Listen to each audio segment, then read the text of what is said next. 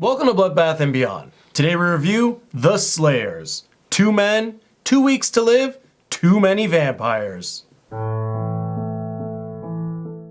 Written and directed by John Williams, starring Darren McAree, Matthew Sandland, and George Newton. The Slayers is about 2 brothers who are in a cult. The cult decides to kill themselves because the end of the world is coming and they've got 12 days to live. The brothers decide they might want to go on holidays for the next 12 days and knock some things off their bucket lists. And they run into a bunch of vampires. So what do we like? This film had some pretty cool locations. The film takes place in England, but they're out in Scotland. They got the vast fields, they've got the castles. They've got caves. It's just a completely different locale than we're used to seeing for a vampire movie. With the use of aerial photography, using drones and stuff, we get to experience it all. Not only were the aerial shots gorgeous, but also the general cinematography. It just looked really clean. The movie did not look low budget, and it is. It was done for 15,000 pounds. That's 30 grand US roughly. And they killed the production value for sure. Yeah, it's not even just how it looked, but also how it sounded. I thought the audio was very crisp, and for being shot outside majority of the film, there wasn't a lot of like feedback from like background noise. Like the Foley effects were good, their dialogue was easily understandable. To cap off the whole production, we also had great makeup effects. We had some really cool like burn effects on skin. We had a really clean decapitation, which was 100% practical and looked as beautiful as a decapitation can look. And there's just like little wounds and bite marks, and all of the makeup was just really well done. Now, what didn't we like? As we move on to our dislikes, I do want to say that this was a very early screener of the film, so many of the things that we're going to talk about may be fixed before you guys get to see it. It's more just a criticism as the film is in its current stage. This film was way too long. It's an hour and 55 minutes, and there was a lot of scenes that didn't need to happen or be in there. Like, I'm talking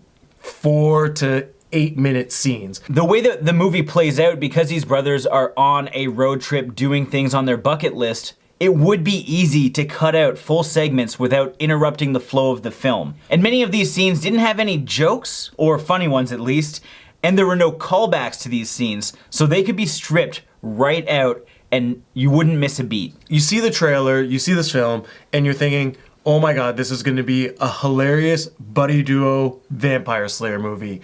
It's really just like watching 2 brothers complete a bucket list with no vampires.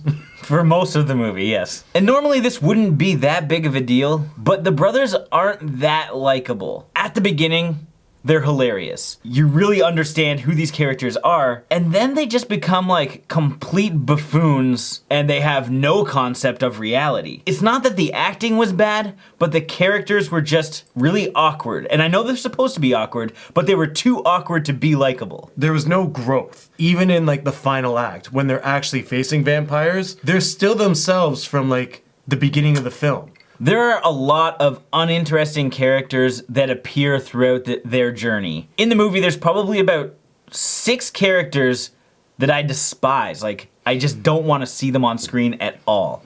I used to do Sandland. There's one lady that just sits at a table and all she says is, "Juice? Juice!" It's really weird and not funny. Another issue with this movie is the lore, because what they've done is they've tried to create their own lore, but the continuity wasn't there. They reference that they're weak against direct sunlight, but it's kind of awkward in the sense that most of the film, the vampires are walking in the day where sun is hitting them directly. And then there's a scene where a vampire is walking along the road, they see him in the side mirror, then later on in the film they make a gag of Reg killing a vampire in front of a mirror, but you don't see the reflection. It's just the whole idea of what these vampires are is just so inconsistent. Getting back to the production a bit, I do want to say that there are sound effects in the film that are just really bad. It's like somebody grabbed some stock audio and just threw a bunch of reverb on it. You see my face? What was that? Almost every sound effect in the movie sounded the same. And coupling these sound effects, we also had a lot of poor visual effects and just some particle effects that's right from a tutorial. Now, like I said before, this is a really early screener, and there is time for them to go back and kind of fix up some of the stuff that we mentioned, but who knows? So now it's time for our final thoughts and ratings. The Slayers was a better trailer than it was a full featured film. I really think that they should cut about 30 to 40 minutes off of this movie and get rid of a lot of the junk and the lame jokes that aren't gonna hit on any level and repackage it. Despite how good it looks and despite how professionally done it is, I really think it's just too long and has too many inconsistencies and unlikable characters for people to really latch onto and try and promote. So with that being said, I'm gonna give this 1.5 Crocodile Dundee vampire hats out of 5. The Slayers, though shot nice and visually looks great, its biggest weakness is its story. It really does need a recutting. They have to knock off at least 30 minutes of this film. There's a lot of scenes like flashbacks to the World War II. We don't need that for 5 minutes. Just make the joke and move on, or don't make the joke at all. And I really hope you recut it to give us this hilarious vampire film that your trailer showed us. And with that being said, I'm gonna give this 1 bad berry reaction out of 5. I won't eat any more of them if I were you. Why not? Tastes good. As always, thank you for watching. Like this video and comment below with your favorite vampire comedy film. We don't watch a lot of vampire movies, so we kind of need to start making a list. Hit us up. And if this is your first time here, make sure you subscribe to the channel to stay updated with everything Bloodbath and beyond.